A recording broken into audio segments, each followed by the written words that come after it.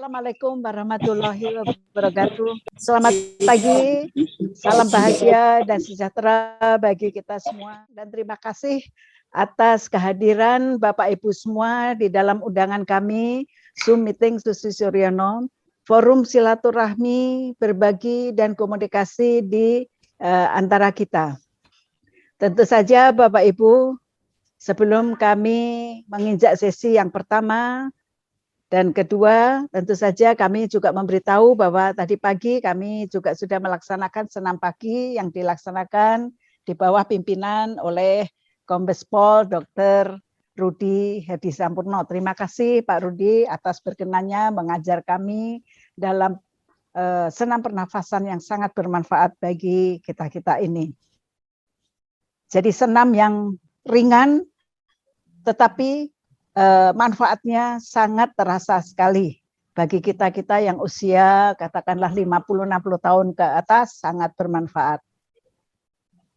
Yang kedua tentu saja mengapa kami bergabung, atau bagi yang baru, perkenalkanlah kami Susi Suryono, kami berada di Jakarta, dan tentu saja mengucapkan selamat datang di dalam forum silaturahmi pagi hari ini.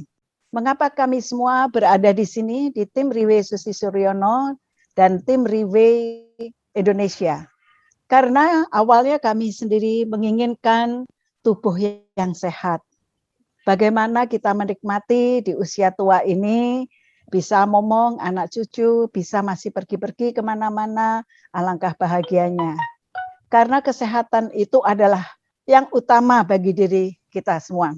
Mengapa? Karena uang banyak, kalau kita tidak sehat nggak bisa makan lemper atau makan itu kan juga susah. Begitu kita juga uang banyak, ternyata di rumah sakit tentu nggak enak rasanya.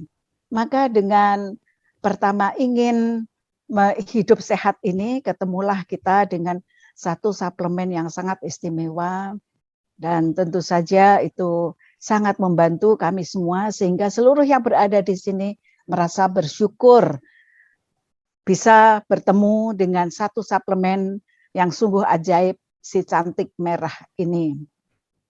Dan di dalam forum inilah kami semua merasakan sehat dan tentu saja sama kami di dalam forum ini pun saling berbagi.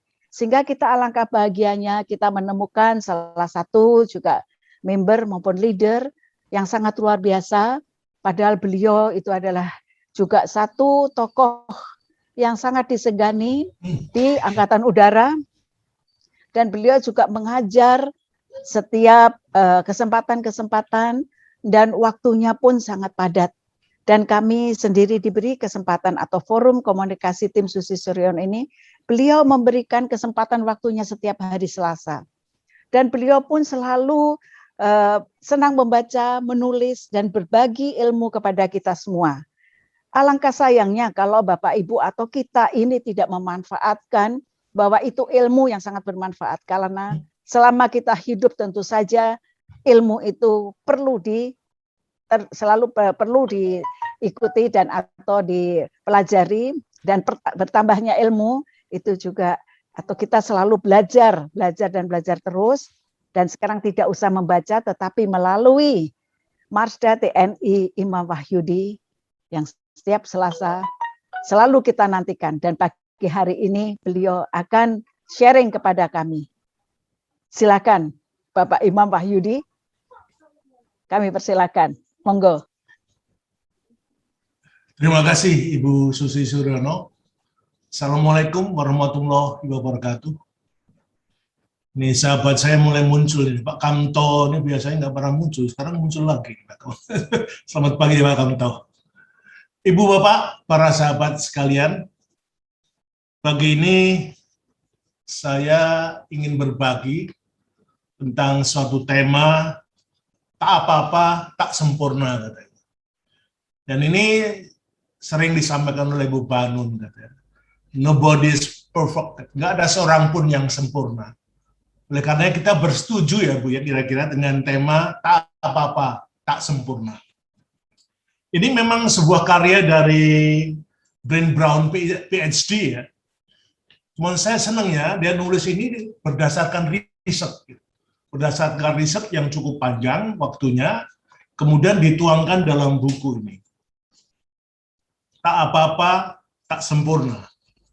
Awalnya beliau mengatakan bahwa saya mendengar kisah-kisah tentang kekuatan dan sikap merangkul ketidaksempurnaan dan kerentanan. Saya belajar tentang hubungan yang tidak terpisahkan antara kebahagiaan dan rasa syukur. Dan hal-hal yang saya sepelekan, seperti bermain dan istirahat. Padahal bermain dan istirahat sama pentingnya dengan nutrisi dan olahraga bagi kesehatan kita. Kemudian muncul satu kalimat, wholehearted, sepenuh hati, yang merupakan kisah tentang orang-orang yang hidup dan mencintai dengan sepenuh hati. Kemudian muncul pertanyaan, apakah setiap orang bisa menciptakan kehidupan yang dijalani sepenuh hati? Tentang menjalani hidup dengan sepenuh hati adalah sama dengan apa yang kita lakukan sehari-hari. Bekerja keras, mengikuti aturan, terus melakukan sampai kita bisa melakukan dengan benar. Dan ada manfaatnya bagi hidup dan kehidupan kita. Mereka yang bekerja dengan sepenuh hati adalah mereka yang sadar kesehatan, yang kreatif, yang pandai bersyukur, otentitas, yang tidak pernah berhenti belajar, dan lebih bahagia dari sebelumnya. Marilah kita mendalami tentang kehidupan yang dijalani dengan sepenuh hati. Kehidupan yang dijalani dengan sepenuh hati adalah soal terlibat dengan hidup kita dengan perasaan pantas. Kehidupan yang dijalani sepenuh hati bukanlah sebuah pilihan yang hanya satu kali diambil.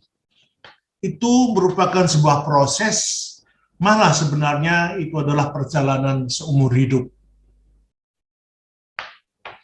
Apa yang diperlukan untuk menjalani hidup dan bagaimana kita merangkul ketidaksempurnaan? Jawabannya adalah keberanian, belas kasih, dan keterhubungan. Semua ini adalah peralatan untuk mengembangkan perasaan pantas diri. Perjalanan sepenuh hati bukan jalan bebas hambatan, ini adalah jalan kesadaran dan pilihan. Mempraktekkan kebenaran, maksud saya mempraktekkan keberanian, belas kasih, dan keterhubungan di dalam hidup sehari-hari adalah cara kita menumbuhkan penghargaan diri. Kata kuncinya adalah praktek. Keberanian seperti sebuah kebiasaan, sebuah kebajikan. Anda mendapatkannya melalui tindakan yang berani. Keberanian adalah tema besar di dalam hidup. Berani tidak menjadi kita unik. Semua orang ingin menjadi berani. Belas kasih adalah relasi antara orang-orang yang setara. Inti dari belas kasih adalah penerimaan. Semakin kita menerima diri kita dan orang lain, semakin kita berbelas kasih. Sedangkan keterhubungan dikatakan sebagai energi yang hadir di antara orang-orang ketika mereka merasa dilihat, merasa didengarkan, dan merasa dihargai. Selanjutnya kita akan membahas tentang hal-hal yang menghalangi jalan kita. Menghalangi jalan kita dalam upaya mencapai kehidupan yang dijalani dengan sepenuh hati. Dikatakan, jika kita hidup, jika kita ingin hidup dan mencintai sepenuh hati, jika kita ingin terlibat dengan dunia dengan perasaan penghargaan diri, kita harus membicarakan hal-hal yang menghalangi, terutama perasaan malu, takut, dan kerentanan. Jadi rupanya di dalam upaya kita untuk hidup, ya, menjalani hidup sepenuh hati, ada 3 hal penting, ya, yang harus selalu kita perhatikan. Yang pertama adalah perasaan malu, takut, dan kerentanan. Perasaan malu sering disebut sebagai kolam lumpur dari jiwa. Jadi tidak dianjurkan kita memasuki lumpur dan mendirikan kemah di sana. Jadi Bu Sri, jangan kita memasuki lumpur terus buat kemah di sana, ya. Kita berkemah di ladang lumpur, ini jangan sekali. Kolam lumpur jiwa itu adalah tempat yang penting untuk dikunjungi sebetulnya, tetapi kita tidak ingin tinggal di sana. Dianjurkan kita belajar berjalan menembusnya. Dan ada satu cara, adalah jalan pintas yang menggiurkan. Mengapa kita harus berjalan menerobos atau menembus lumpur-lumpur itu jika kita mampu mengitarinya? Jadi ngapain kita harus menembus lumpur kalau kita mampu mengitarinya? Jadi takut adalah salah satu jenis emosi manusia yang paling dasar dan kuat. Emosi ini bisa sangat melumpuhkan, tetapi juga berperan penting dalam kelangsungan hidup manusia. Faktanya, ketakutan dibutuhkan untuk melindungi setiap manusia.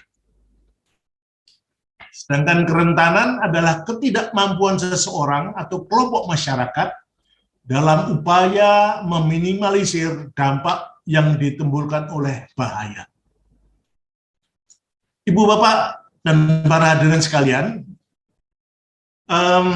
Bill Brown, PhD, kemudian membuat satu istilahnya tiang petunjuk. Ada 10 tiang petunjuk untuk mengantar kita agar mampu bekerja dengan sepenuh hati. Mampu bekerja dengan ketidaksempurnaan. Karena sekali lagi tidak ada seorang pun manusia di dunia ini yang sempurna, kecuali yang di atas sana. Nah, tiang petunjuk pertama adalah menumbuhkan keautentikan. Tadi saya bingung juga dengan istilahnya Bill Brown ini tentang autentik. Gitu. Ternyata keautentikan adalah suatu kualitas yang kita miliki atau tidak kita miliki. Kualitas yang kita miliki atau tidak kita miliki. Jadi kalau kita bicara tentang kualitas, mungkin kita diingatkan di tahun 80-90 tentang total quality management. Orang yang berkualitas saat itu tentunya belum tentu berkualitas di saat sekarang. Karena kualitas itu sangat dinamis. Sehingga di sini dikatakan kualitas yang kita miliki atau tidak kita miliki. Ini adalah satu realita. Kita autentik di situ. Kalau nilai saya 8, kemudian nilai teman itu 6, itu adalah keautentikan. Nah, inilah yang dimaksud oleh Bill Brown tentang keautentikan. Kemudian keautentikan adalah sekumpulan pilihan yang harus kita buat setiap hari. Jadi tentunya masalah-masalah yang berkaitan dengan keautentikan ini kita harus selalu praktekkan sehari-hari dan melepas anggapan diri kita yang seharusnya dan merangkul diri kita yang sesungguhnya. Keautentikan akan menumbuhkan keberanian untuk menjadi tidak sempurna. Jadi untuk menjadi tidak sempurna itu harus mempunyai keberanian.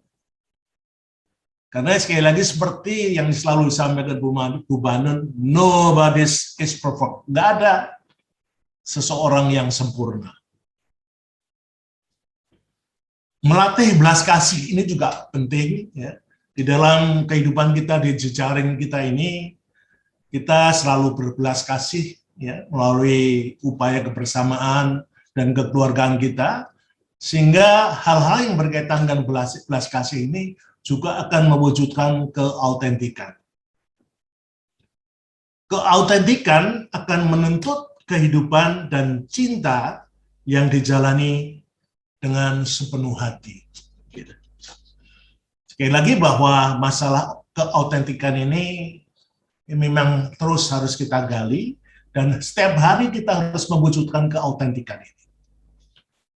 Kemudian tiang petunjuk kedua adalah menumbuhkan belas kasih diri.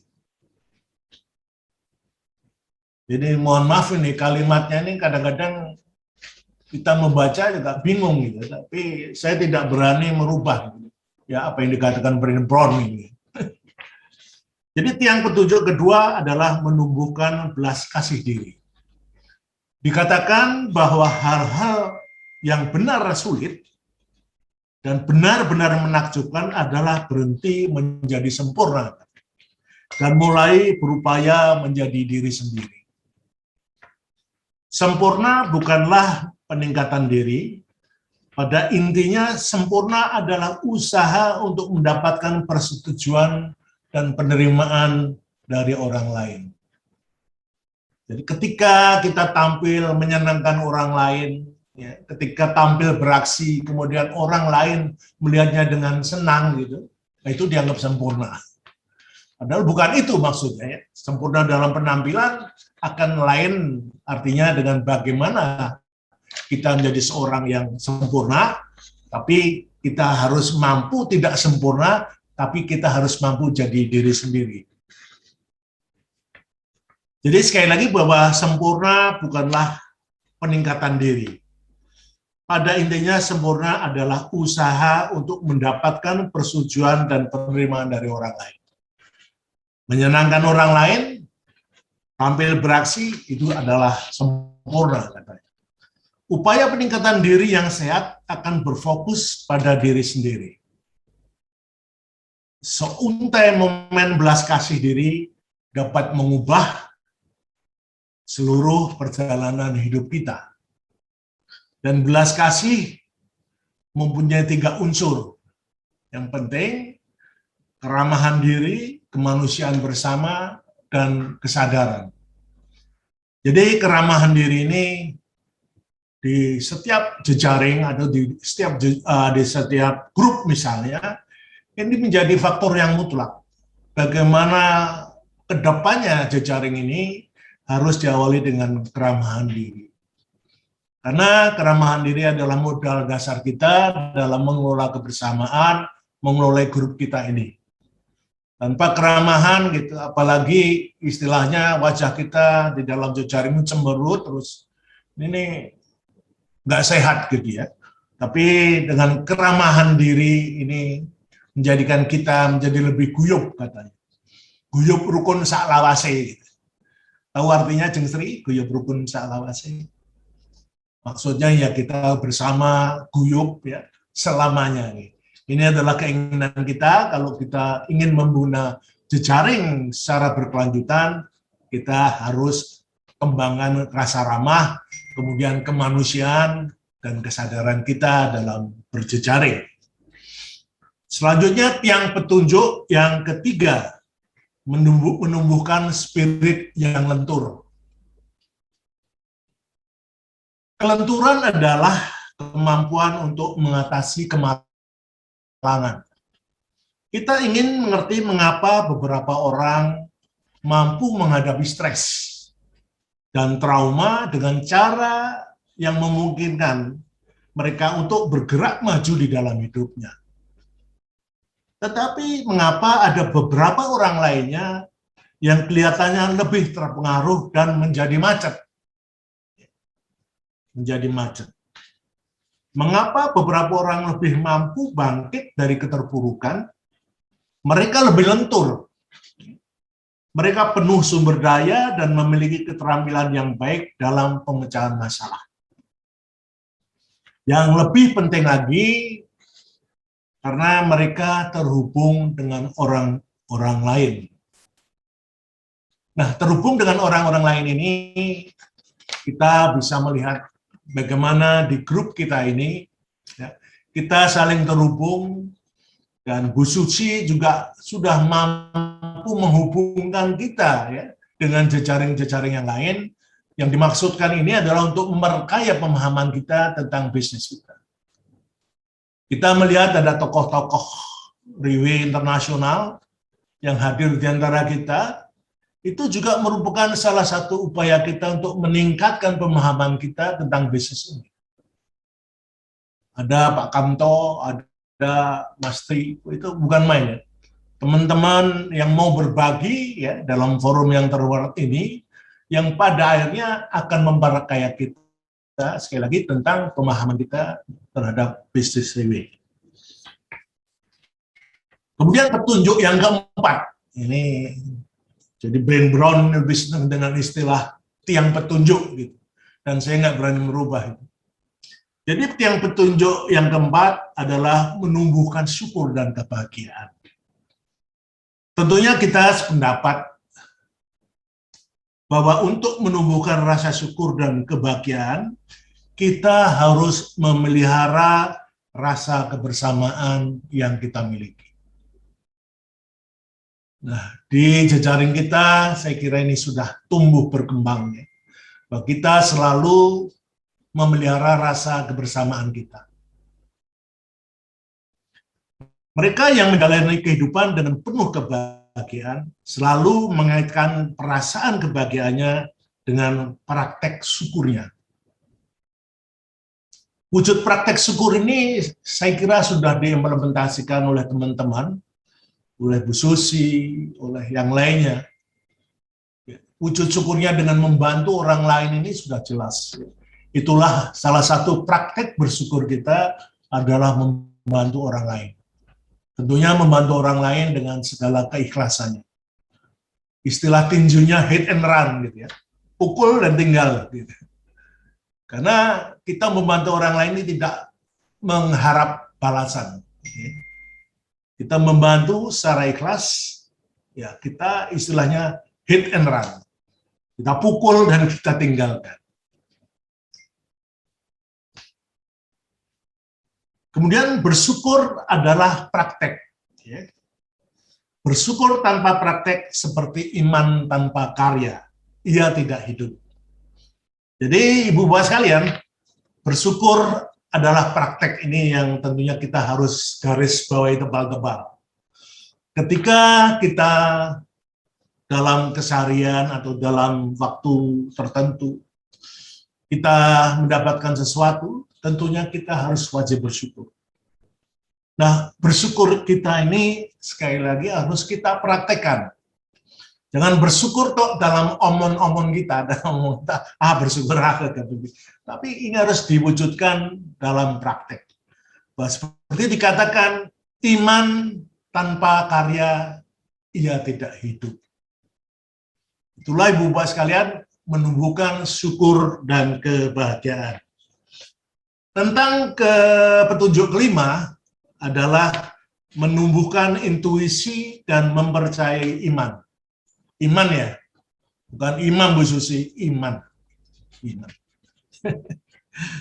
Intuisi dan iman mempunyai peran penting dalam hidup dan karier kita. Intuisi mengarahkan kita pada penemuan fakta dan pemikiran. Dengan iman, kita menemukan keberanian untuk percaya pada apa yang tidak bisa kita lihat dan kekuatan untuk melepaskan ketakutan kita pada ketidakpastian. Jadi dengan iman, kita menemukan keberanian untuk percaya pada apa yang tidak bisa kita lihat dan kekuatan untuk melepaskan ketakutan kita pada ketidakpastian. Kemudian iman menjadi esensial ketika kita memutuskan untuk hidup mencintai dengan sepenuh hati di dunia. Itu adalah petunjuk ke-5. Selanjutnya tentang tiang petunjuk ke-6, menumbuhkan kreativitas. Dalam upaya kita untuk hidup sepenuh hati, bekerja sepenuh hati, dalam ketidaksempurnaan, kita membutuhkan kreativitas. Tapi dikatakan tidak ada yang namanya orang kreatif dan orang tidak kreatif. Jadi, tidak ada yang namanya orang kreatif dan tidak kreatif. Yang ada hanyalah orang yang menggunakan kreativitasnya, orang yang menggunakan kreativitasnya, dan orang yang tidak menggunakannya. Jadi kreativitas tetap tinggal di diri kita sampai dia diungkapkan. Atau dilalaikan sampai mati. Semua kita punya kreativitas. Tapi ketika kreativitas tidak diungkapkan atau tidak diwujud nyatakan, akhirnya kreativitas itu akan kita bawa mati. Ya, karena tidak kita eksplor. Jadi menjadi kewajiban kita semua, ketika kita mempunyai kreativitas, sekali lagi itu harus diwujud nyatakan. Jangan dipendam di hati dan akhirnya sampai mati.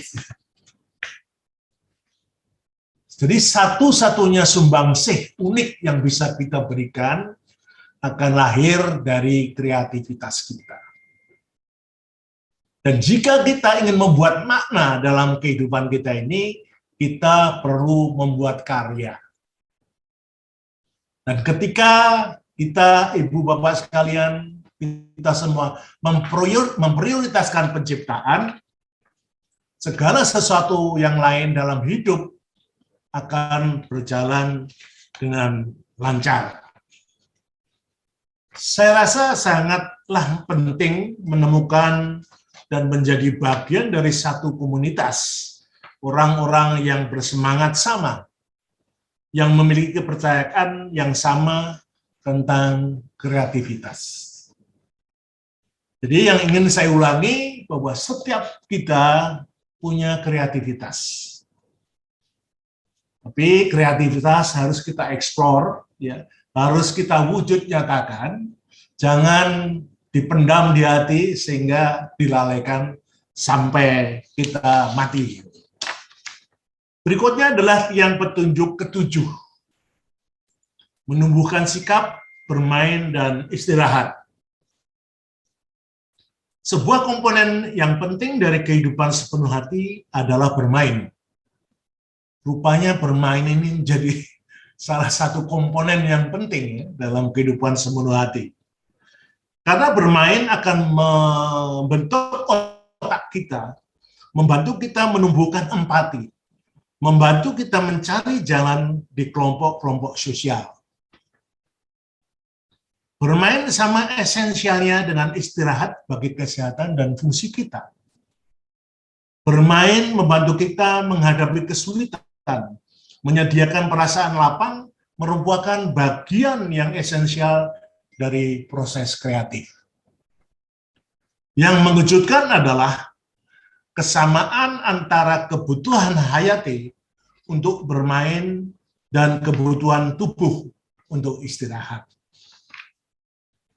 Ibu Bapak sekalian yang saya hormati, para sahabat sekalian, selanjutnya tentang petunjuk ke-8. Ini masih ada 8, 9, 10, mohon maaf. Mereka berkomitmen kepada suatu cara hidup di mana kecemasan adalah realitas.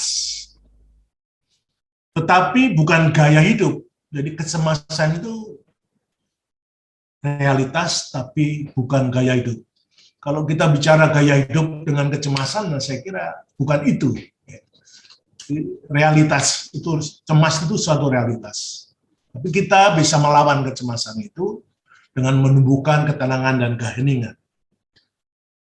Mereka melakukan ini dengan menumbuhkan ketenangan dan keheningan dalam hidupnya dan menjadikan praktek sebagai norma sehari-hari. Mengembangkan kesadaran tentang kehidupan sepenuh hati akan menumbuhkan ketenangan dan keheningan. Ketenangan sebagai sudut pandang penciptaan dan kewarasan sambil mengelola reaktivitas emosional. Keheningan adalah tentang menciptakan sesuatu ruang untuk berpikir, bermimpi, dan bertanya. Tentunya Ibu Bapak sekalian sependapat. Ada kalanya kita memang membutuhkan suasana hening, tenang, untuk membuat satu kreativitas. Saya tanya ke Jeng Sri kemarin, Jeng Sri apa butuh keheningan dan ketenangan ketika akan menyampaikan presentasi? Oh iya Pak, saya menyepi. Di pojok itu saya nyepi, kemudian mencoba kita berkreativitas supaya apa yang akan saya sampaikan besok itu tidak terlalu mengecewakan. Wah, bukan main. Saya banyak belajar dari itu. Keren Bu Sri. Jadi memang terkadang kita perlu sekali keheningan dan ketenangan untuk berkreasi. Karena terkadang di dalam ketenangan dan keheningan ini merupakan satu obat yang ampuh ya.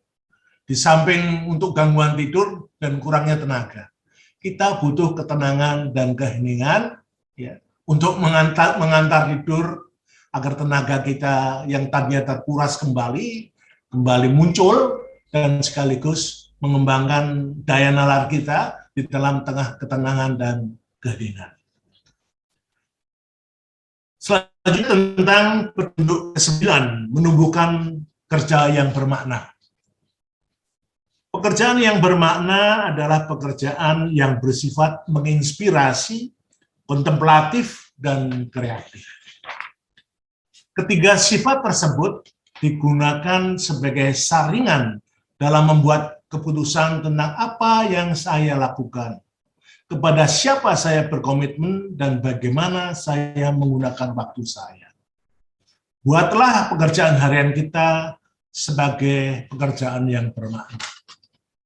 Beberapa minggu yang lalu saya juga berbagi tentang buatlah hari ini bermakna.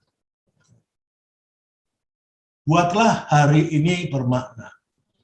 Di situ juga disampaikan bahwa inti dari membuat hari ini bermakna adalah keputusan harian dan disiplin harian kita. Ketika kita membuat keputusan harian, kemudian dilakukan dengan disiplin harian kita, itu akan menghasilkan satu karya agung. Tapi kalau keputusan yang diambil keren, baik itu, tapi kita tidak punya disiplin, ini nggak menghasilkan apa-apa. Istilahnya Bu Susi ngomong tok gak ada hasilnya. Ya. Jadi masalah menumbuhkan kerja yang bermakna ini memang kita harus mengembangkan keputusan yang bermakna dan disiplin yang bermakna juga. Karena keputusan yang diambil tanpa dilaksanakan dengan disiplin yang ketat, itu gak ada hasilnya. Jadi inilah menumbuhkan kerja yang bermakna. Kemudian yang terakhir, tentang menumbuhkan tawa, nyanyi, dan tari. Ini yang paling disukai Bu Sri. Dan Sri ini paling senang ini. Bagaimana menumbuhkan tawa, bagaimana menumbuhkan nyanyi, ya, bisa menyanyi lewat TikTok gitu, dan bagaimana dengan tari. Gitu. Jadi di sepanjang sejarah manusia, kita telah mengandalkan tawa, nyanyi, dan tari untuk mengungkapkan diri, untuk mengkomunikasikan kisah dan emosi. Tawa, nyanyi, dan tari terajut begitu erat dalam kehidupan kita sehari-hari. Tawa, nyanyi, dan tari menciptakan suatu keterhubungan emosional dan rohaniah. Kita lihat beberapa waktu yang lalu ketika Bu Susi menyampaikan penghargaan di Jalan Pagelaran sana, kita melihat Pak Hernanto tampil kemudian menyanyi lagu Bee Gees. Itu rasanya kita ada keterkaitan. Pak Hernanto keren lah, karena biasa dulu waktu di Batam beliau sering ke nightclub mungkin itu. Makanya lagunya lagu Bee Gees, lagu-lagu keren dinyanyikan beliau. Nanti akan kita ulangi, kita Pak Her, ketika kita pandemi sudah mulai menyusut lah. Karena memang kita perlu tuh nyanyi, tari, dan tawa itu kita perlu ya untuk menumbuhkan semangat hidup kita. Semua mengingatkan kita tentang tawa, nyanyi, dan tari ini, tentang satu hal yang benar-benar penting ketika kita sedang mencari penghiburan, perayaan, inspirasi, atau penyembuhan kita tidak sendirian. Ya. Dalam upaya tawa, nyanyi, dan tari ini kita tidak sendirian. Ya. Kita punya teman yang senang untuk mengerjakan itu. Jadi tawa, nyanyi, dan tari ini penting bagi pemeliharaan jiwa. Tapi tolong Bu Susi kalau ketawa ya pas ada temannya lah ya. Jangan tiba-tiba nggak ada temannya, Ibu ketawa sendiri, nanti anak Ibu agak bertanya-tanya ini ngapain ini mama ini kok ketawa sendiri gitu. Jadi tolong kalau ketawa pas ada temannya, jangan ketawa sendiri-sendiri. Nah, kadang kita suka ketawa sendiri, Bu. Ketika kita mendengar atau membaca tulisan yang lucu-lucu kan kadang-kadang kita harus ketawa gitu ya. Dan orang lain, Bu Susi kok ketawa sendiri? Nah, tolong, kalau ketawa ajak teman. Saya paling suka diajak ketawa. Apalagi Jeng Sri ini ada satu kesimpulan yang bagus Bu Susi. Berani untuk tampak konyol, ya. Setiap hari menari 5 menit. Jadi, berani tampak konyol, kita menari setiap hari 5 menit. Ibu Bapak sekalian, ini 10 petunjuk arah dari Brent Bond tadi sudah disampaikan. Itu semua dari kesimpulan ini akan mengantarkan kita untuk hidup sepenuh hati dalam ketidaksempurnaan. Kemudian saya membuat satu kata penutup bahwa perubahan yang bermakna adalah suatu proses. Perubahan yang bermakna bisa terasa tidak nyaman dan seringkali berisiko. Terutama ketika kita bicara tentang merangkul ketidaksempurnaan, menumbuhkan keautentikan, dan memandang dunia dengan tatapan serta ucapan, saya ini memadai. Kehidupan yang dijalani dengan sepenuh hati adalah soal terlibat di dalam hidup dan posisi kepantasan diri. Ini adalah soal menumbuhkan keberanian, belas kasih, dan keterhubungan yang merupakan karunia ketidaksempurnaan. Yang ketiga, hilangkan pikiran kita harus jadi seperti apa, jadilah diri sendiri. Tak apa-apa, tak sempurna. Demikian Bu Bapak sekalian, wassalamualaikum warahmatullahi wabarakatuh. Waalaikumsalam warahmatullahi wabarakatuh. Oke, terima kasih Bapak Imam Wahyudi yang selalu memberikan inspirasi kepada kami semua. Semoga Allah SWT membalas kebaikan dari Pak Imam dan kami mendoakan Pak Imam selalu sehat dan selalu berkarya untuk kami. Amin. Amin.